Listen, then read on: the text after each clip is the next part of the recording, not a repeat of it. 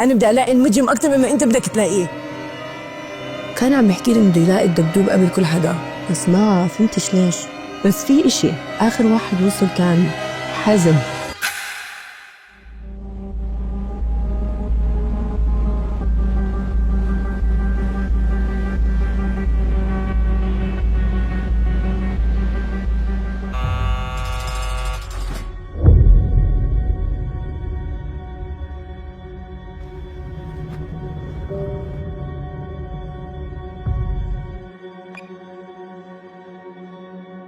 حازم،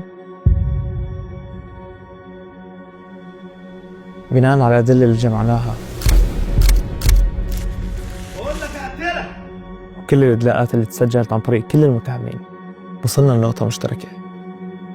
معاك هالجلسة بس، وكل العالم عم يحضرك. كل العالم بتحضر ايه؟ انا مش مذنب، انا ما عملتش حاجة. حازم، فأما تجاوب على الأسئلة اللي رح تنسأل عنها ولا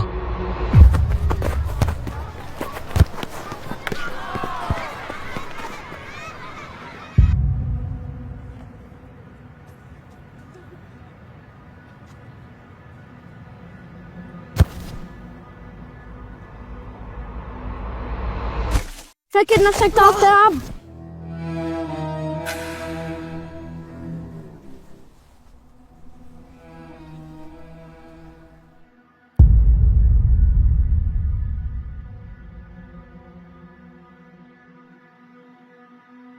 حازم، رح خيرك حبة من هالحبتين.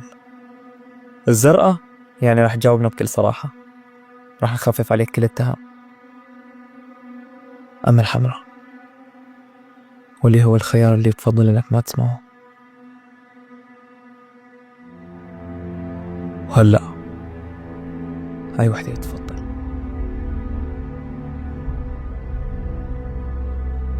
هو انت عشان مش عارف تحل القضية بتلبسها فيا؟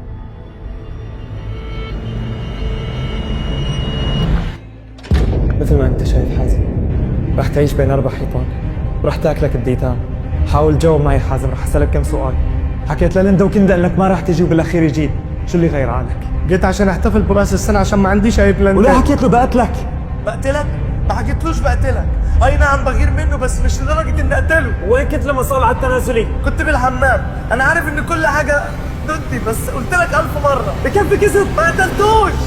حازم، رح تتعفن بالعتبة، ما رح تشوف ضوء الشمس. انا ما قتلتوش. طفوا الكاميرا. طفوا الكاميرا.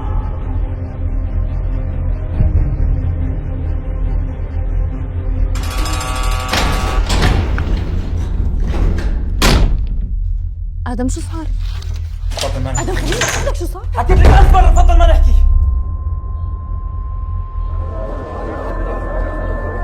شو صار مع حازم؟ ليش بدك تلعوس؟ تعتقد انك معنك قد هيك قضية؟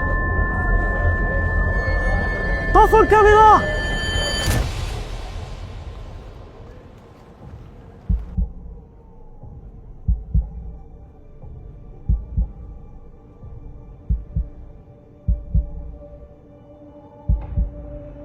آدم،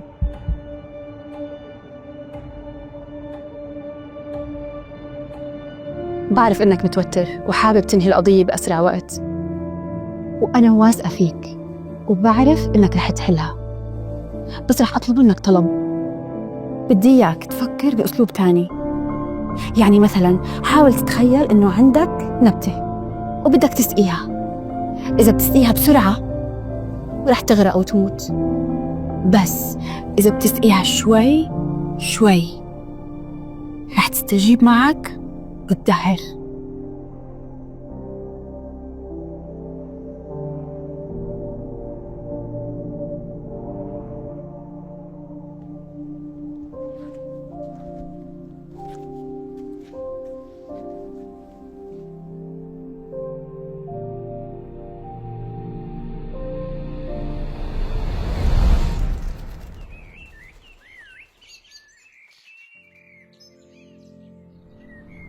حازم، ما بعرف شو اللي معناك انك تجاوب بكل صراحة، بس صدقني لو جاوبني بكل صراحة رح أضمن لك تكون أول الخارجين.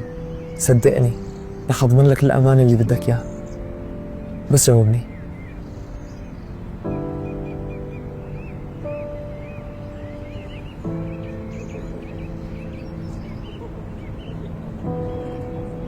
أنا رحت الحفلة عشان خاطر محتاج الجايزة زي أي حد، واتصل عليا يزن وأقنعني إن أنا وهو نتشارك في الجايزة.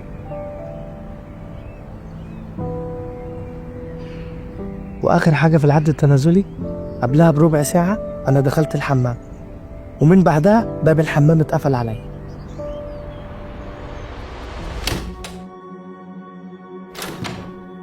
ولا مين اللي قفل الباب؟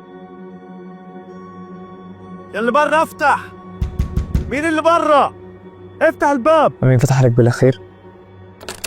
حازم يزن بقالي ربع ساعة محبوس، مين اللي قفل على الباب؟ ما بعرف، انا سمعت صوتك جيت شوف شو فيه. واللي الكهرباء فصلت. ما هو تعال شوف شو القصة قاعد. يعني أنا حرفيا ما كنتش موجود وقت الحادثة. واللي خطط لكل هاد كان